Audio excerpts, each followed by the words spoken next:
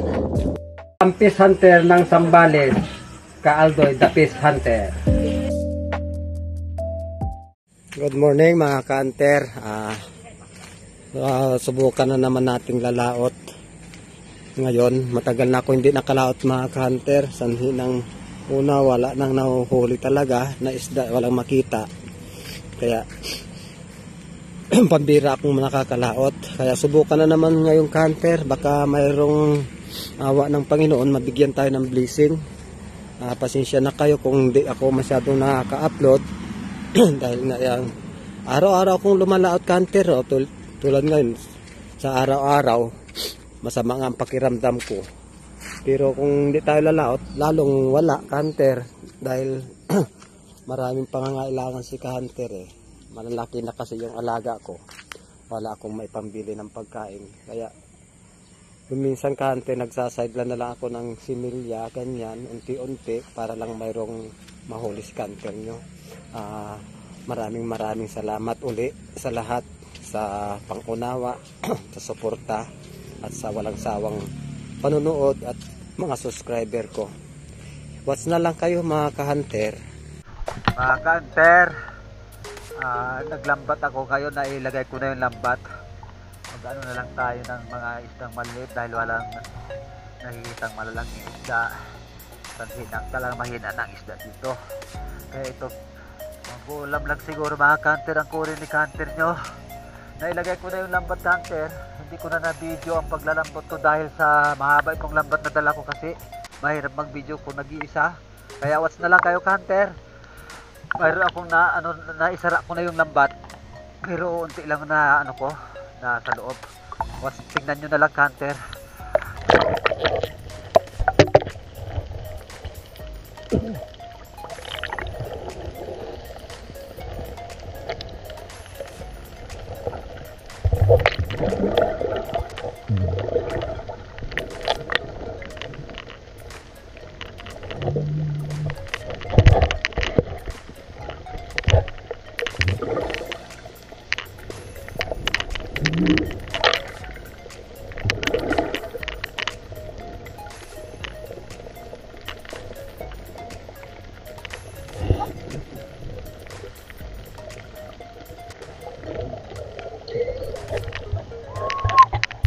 Mga dalagang bukid na maliliit ka-hunter.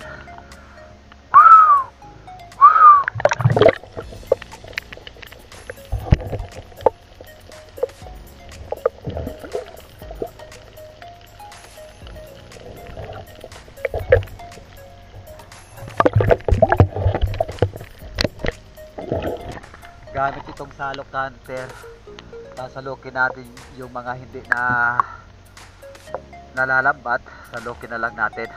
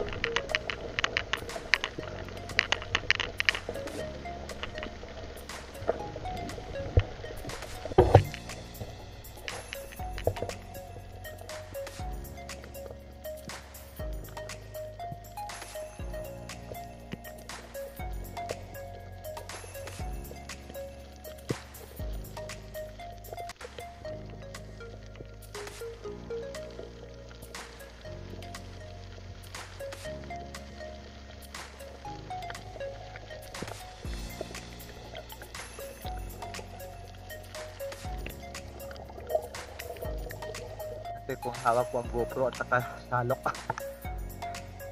kagatin ko na lang yung GoPro ka-hunter.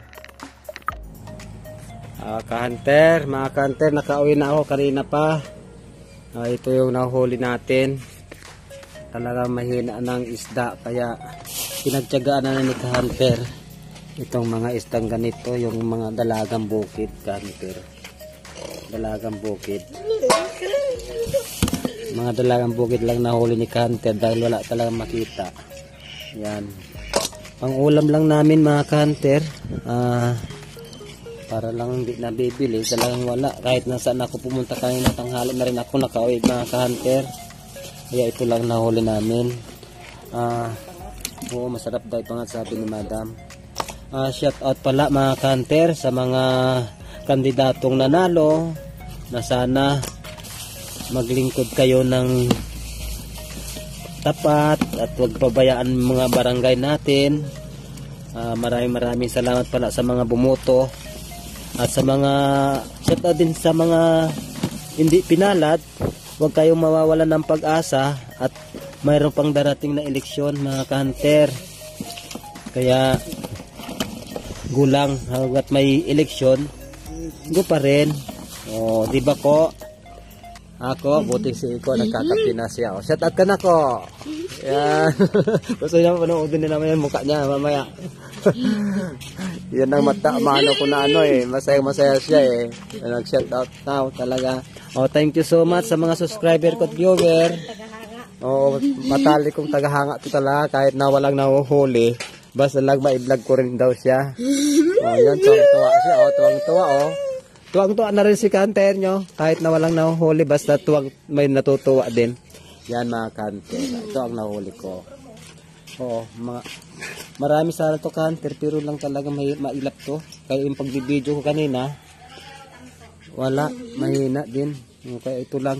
Dadaing ko to mga kanter dahil dadalhin ni Longlong.